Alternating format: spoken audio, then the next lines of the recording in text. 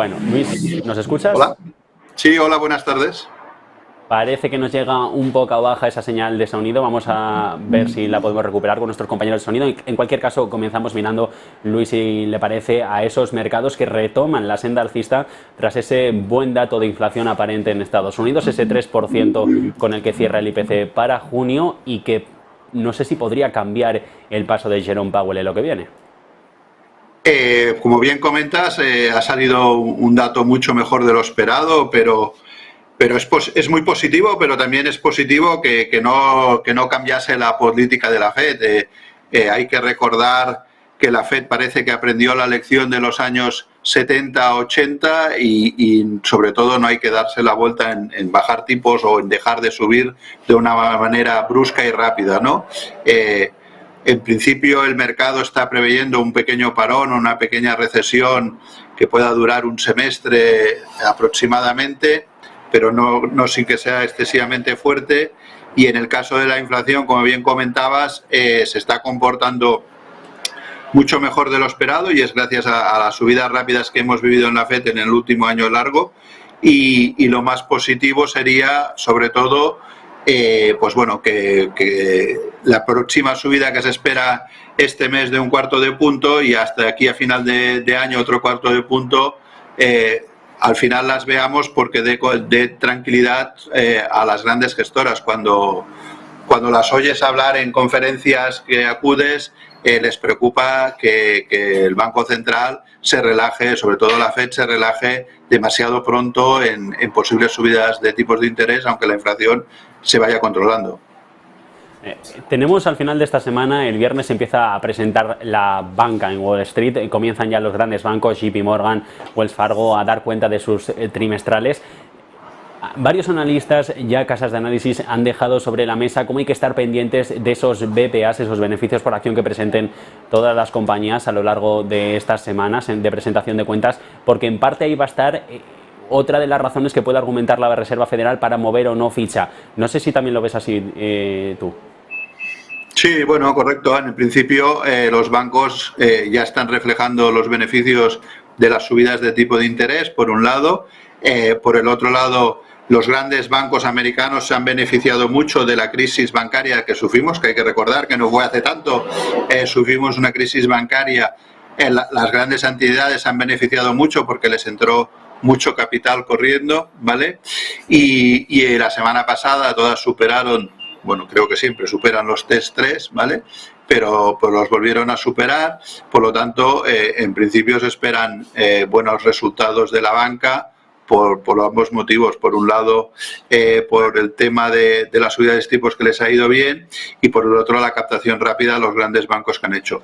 Sí que es cierto que también se comenta que para las empresas se ha restringido un poco más el crédito, pero bueno, veremos eso si se ve reflejado, no tan en el corto plazo, sino más un poco dentro de 3-6 meses.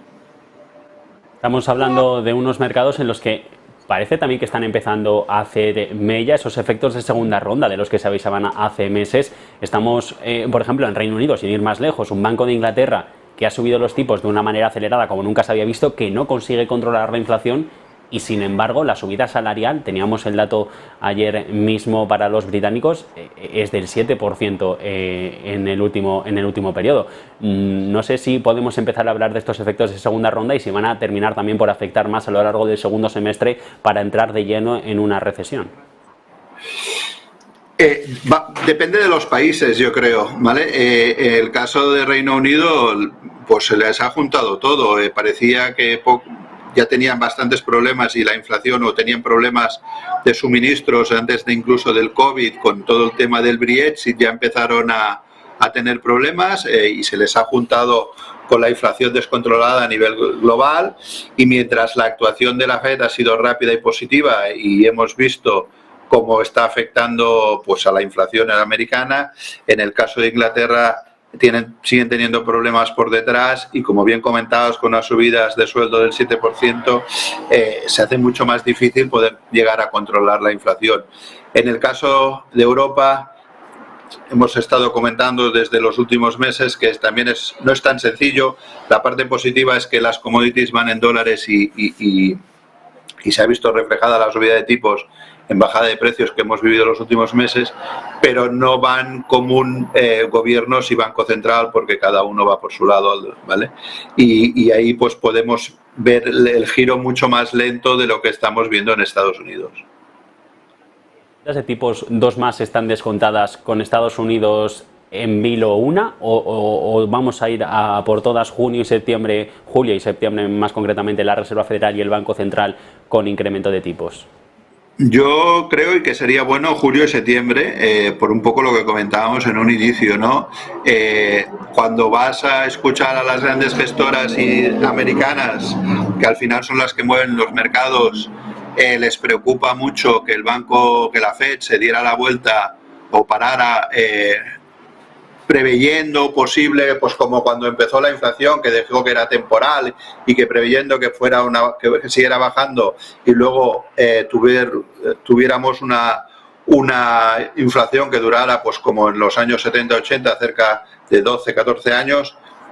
Y eso es lo que preocupa a las grandes gestoras. Por lo tanto, si vemos que la Fed, su objetivo sigue siendo centrarse en llegar a ese 2% y hasta que no llegue a controlarla, no relajar los tipos, yo creo que eso dará mucha más confianza a los grandes gestores americanos y en el fondo será positivo, aunque lo que hablábamos puntualmente, tanto la subida de tipo como el cierre un poco de crédito, puede afectar puntualmente a la economía americana, pero de momento sería un tema más puntual porque estamos viendo que los datos de paro y económicos en general siguen saliendo bien después de un año de subidas de tipos. Bueno, el caso es que en Europa ya estamos viendo cómo por desagregados algunos países llegamos a ese objetivo y y nos quedamos por debajo del objetivo del Banco Central Europeo. La inflación en España hoy ha estado en el 1,9%. Tras conocer el IPC de la eurozona hará cosa de semana y media. Veíamos como también Bélgica y Luxemburgo andaban por ese camino, pero el problema siguen siendo las grandes. Alemania, Francia, cómo persisten con las subidas de precios, a pesar de que eso se iban remitiendo, en el caso sobre todo de París. Sí, correcto. Al final es un poco lo que te comentaba hace un rato. El problema de Europa es que por un lado actúa en un caso de inflación como la que hemos vivido siempre comentan que la solución o la manera de afrontar mejor es ir de la mano políticas del gobierno y políticas del Banco Central, ¿vale? En Europa cada uno tira por su lado y cada uno ha ido por un lado o por el otro, ¿no? Entonces es lo que vemos reflejado, como pues hay economías que más pronto están mejorando y cada una está mejorando o empeorando por motivos diferentes, ¿no? Por lo tanto, es mucho más complicado el análisis global de Europa que no cuando estamos analizando Estados Unidos global o Inglaterra. Y en el caso de China, ¿se habla ya de una posible intervención al mercado inmobiliario en medio de esas especulaciones sobre el apoyo directo del gobierno tras pasos sobre el yuan, sobre la divisa que ha dado el Banco Popular, que parece que no están salvando del todo la papeleta a esta economía que 3 años después quiere recuperar el lustro de antes de la pandemia? El caso de China hay que recordar que es una dictadura. Cuando hablas con analistas que saben perfectamente, europeos o americanos que saben perfectamente el chino y analizan las empresas de ahí, te dicen que la contabilidad tiene más imaginación que nunca, que es difícil, dominando el mandarín, a entender su contabilidad y es muy difícil analizar. Hemos visto burbuja inmobiliaria muy importante, hemos visto burbuja cómo se caía, cómo les está volviendo a costar arrancar. También es cierto que ya hace tiempo viene diciendo que al final la clase social china ha mejorado y por lo tanto pide mayor calidad de vida y mayores sueldos y eso también afecta económicamente a lo que era la construcción y por lo tanto es realmente muy difícil y complicado intentar evaluar desde esta posición lo que pasa en China por los comentarios muchas veces que te comentan amigos que sí que se dedican o están viviendo en Asia y te cuentan pues que más o menos de la misa te creas la mitad.